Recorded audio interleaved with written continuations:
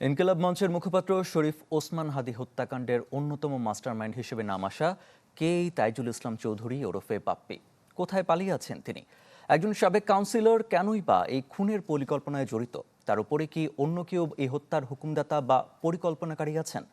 অনুসন্ধান চালিয়ে এমন সব প্রশ্নের উত্তর খুঁজেছে চ্যানেল 24। বিস্তারিত কাজী ফয়সালের রিপোর্টে সহযোগিতায় ছিলেন কলকাতা প্রতিনিধি শুভজিৎ পুত্তণ্ড।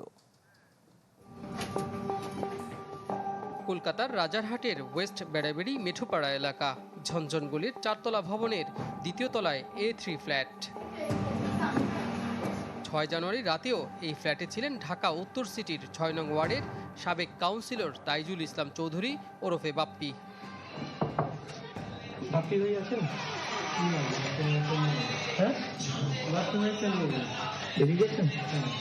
বাপ্পিকে পাওয়া না গেলেও ওই ফ্ল্যাটে দেখা মেলে পলাতক শেরেবাংলানগর থানা স্বেচ্ছাসেবক লীগের সাধারণ সম্পাদক মুশফিকুর রহমান উজ্জ্বল, একই থানার স্বেচ্ছাসেবক লীগের সহসভাপতি সজিবুল ইসলাম এবং ঢাকা বিশ্ববিদ্যালয় ছাত্রলীগের সাবেক সাধারণ সম্পাদক ওমর শরীফের।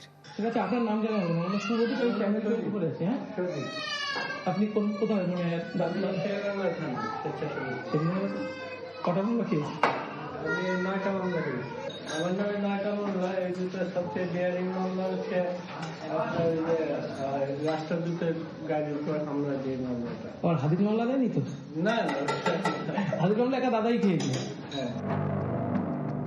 বাপ্পি যে এখানে ছিলেন তা নিশ্চিত করেন পলাতক এই নেতারাও।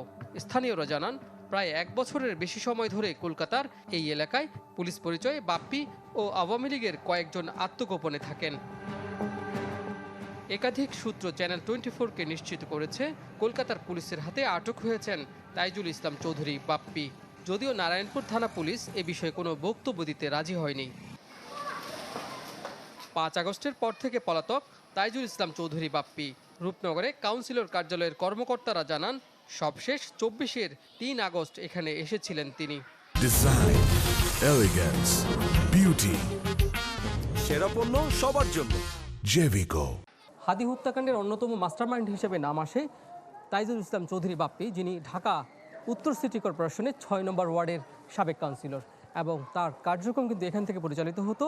আমরা যতটুকু জেনেছি এটি তার পৈতৃক সম্পত্তি এবং ঢাকা উত্তর সিটি কর্পোরেশন তার থেকে ভাড়া নিয়েই কিন্তু এই কার্যক্রমটি পরিচালনা করছে। এখনও চলছে এখানে কার্যক্রম, এবং এই ভবনের ভাড়া তুলছেন কিন্তু বাপ্পি চৌধুরীর ভাই সোলাইমান চৌধুরী। রূপনগরের মিল্ক ভিটার রোডে চৌধুরী বিলায় গেলে দেখা হয় বাপ্পির মায়ের সাথে, যদিও তিনি দাবি করেন ছেলে এমন অপরাধে জড়িত নন। মানুষ তো অনেক কিছুই বলে, মানুষ মোবাইলে ছাপাইয়া দেয়, ই করে দেয়, আসলে বাস্তবতা কেউ হাতায় না। আমি এটা বিশ্বাস করি না যে আমার ছেলে এর লগে জড়িত। তাজুল ইসলাম চৌধুরী বাপ্পি, ফিলিপ ইসলাম, মুফতি মাহমুদ সহ মোট 17 জনের বিরুদ্ধে হাদী হত্যা মামলার চার্জশিটে বাপ্পিকে হত্যার নির্দেশদাতা হিসেবে উল্লেখ করেছে ডিবি পুলিশ, যদিও এ নিয়ে রয়েছে মিশ্র প্রতিক্রিয়া। সে মূলত 6 নম্বর ওয়ার্ডের কাউন্সিলর ছিল, তার নিয়ন্ত্রণ ছিল পুরো পল্লবী রূপনগর জুড়ে। অনিয়ম, দুর্নীতি, স্বেচ্ছাচারিতা, তারপরে জবরদখল, বাড়ি দখল, খুন, রাহাজানি, বিভিন্ন কিছু ইলিয়াস মোল্লার ছত্রছায়ায় সে কাজগুলো করছে। আমরা এটা প্রত্যাশা করি যাতে ওসমান হাদীর ন্যায় বিচারটুকু হয়। স্থানীয়দের দাবি, হাদী হত্যার ঘটনায় জড়িত শুটার ফয়সাল করিম মাসুদ ও তার সহযোগী আলমগীর সহ সবাইকে দ্রুত গ্রেপ্তারে কার্যকর উদ্যোগ নেবে রাষ্ট্র। চেন মেনটেন করতে করতে দলীয় মনে করেন যে অনেক আপার লেভেলে চলে গেছে। কাজী ফয়সাল, চ্যানেল 24, ঢাকা।